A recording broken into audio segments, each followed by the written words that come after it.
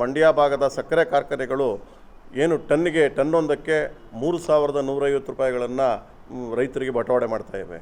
ಈ ಹಣ ನಮ್ಮ ಉತ್ಪಾದನಾ ವೆಚ್ಚ ಏನು ಕಬ್ಬು ಬೆಳೆಗೆ ಉತ್ಪಾದನಾ ವೆಚ್ಚ ಏನಿದೆ ಅದು ದುಪ್ಪಟ್ಟಾಗಿ ಬೆಳ್ಕೊಂಡು ಹೋಗಿದೆ.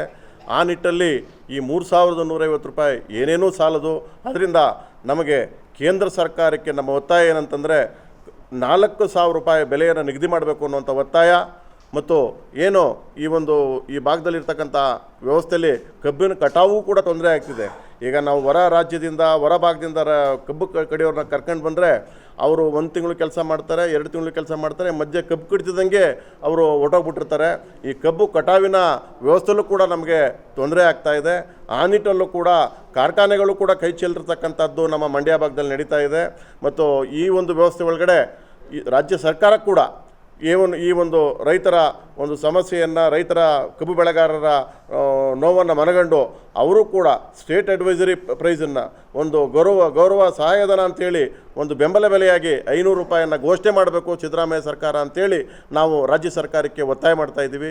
ಈ ನಿಟ್ಟಲ್ಲಿ ಕಬ್ಬು ಬೆಳೆಗಾರನ ಉಳಿಸಬೇಕು ಅನ್ನೋಂಥ ಮನವಿಯನ್ನು ನಾವು ರಾಜ್ಯ ಸರ್ಕಾರ ಮತ್ತು ಕೇಂದ್ರ ಸರ್ಕಾರಕ್ಕೆ ಮಾಡ್ತಾ ಇದ್ದೀವಿ.